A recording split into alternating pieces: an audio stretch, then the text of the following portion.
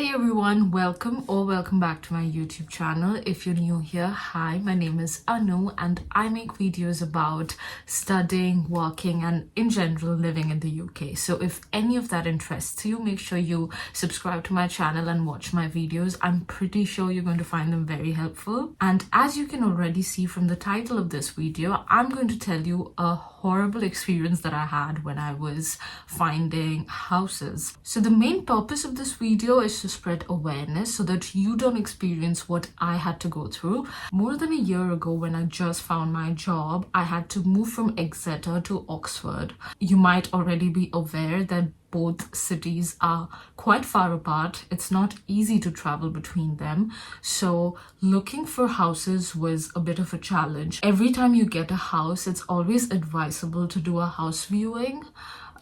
Just so that you know what you're getting into.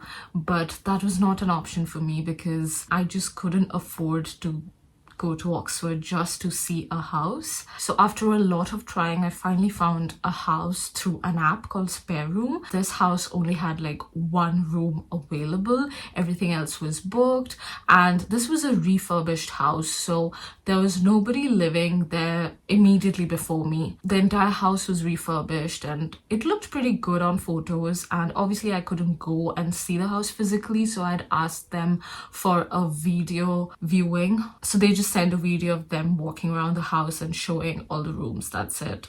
I couldn't really be picky. I didn't have the time to be picky, so I had to accept what I had, and I went ahead and I booked it, paid the deposit, booked the house, everything was done. Fast forward a couple of days, it's the day I move in. I reach the house sometime in the evening, I think around 6:30, 7 p.m. The area was pretty shady. It has lots of shops around. It's got like everything you need.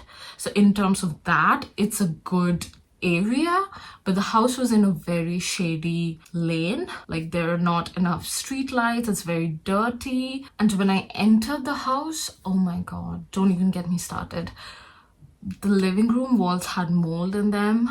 My bedroom door did not lock. It had a lock, but the lock did not work. The bathroom door locks were broken. And that's just about the house. When you talk about my room, it's tiny. It didn't look that small in the video that the agent had sent me. It looked a decent size, but it was so tiny that as soon as I opened the door, I literally had to jump into the bed. There was no space to walk around in the room at all, and I'm not even exaggerating.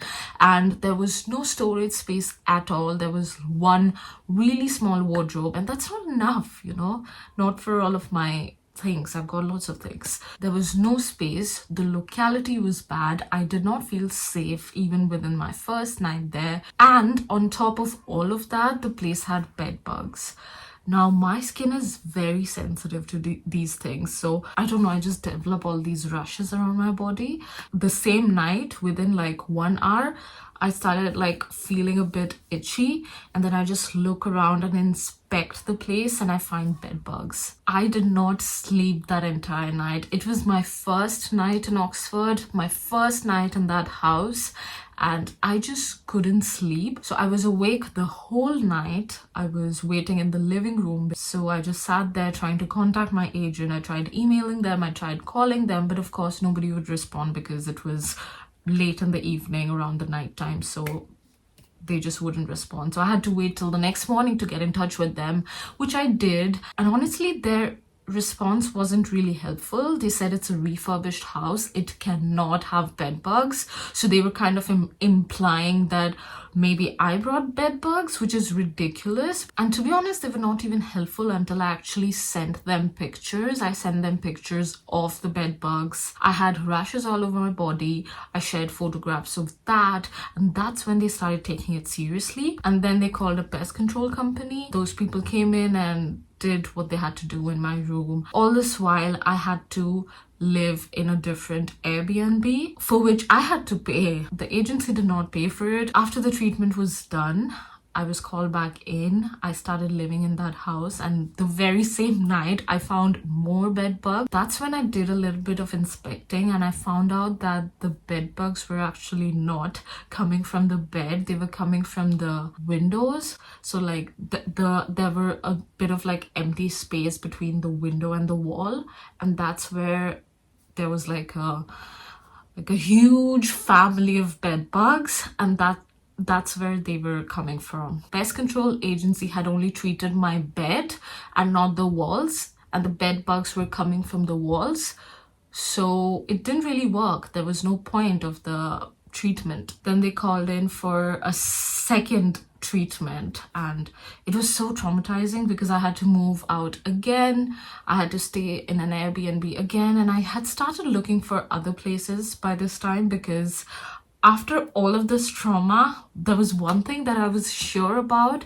I'm not living in this place. While the treatment was going on, I was simultaneously looking for other houses within Oxford. And now that I was already in Oxford, it was just a bit more easy for me to look for houses because I could physically go and see them. And I did a lot of viewing every single day. And within 1 week, thankfully, I found this place, which I absolutely love. I just wanted to tell you this story because it's very unusual, not something one would imagine, but things like these do happen. So you need to be very careful when you're finding a house. I would always recommend that you do physical viewing. When you cannot do a physical viewing at all, I would recommend try to find someone who would do that for you. If you have another friend in the city or just somebody you know and somebody you can rely on. And if you do not know anybody in that city, I think the best measure you can take is look for houses that already have people living in them. Don't go for refurbished houses or, houses that have been just put up for sale. That way you know that it's in livable condition. And always ask your landlord or agent about the rules to move out,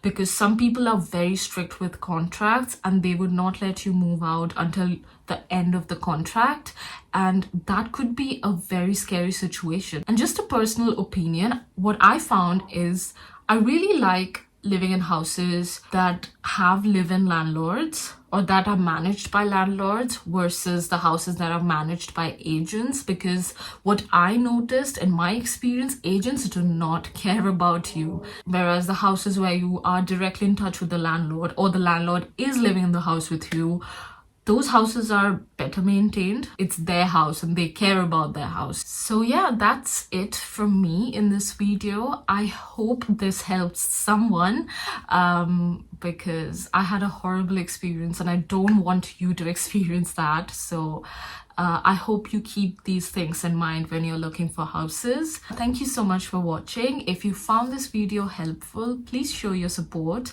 Make sure you like this video and subscribe to my channel, and I'll see you guys very soon. Goodbye.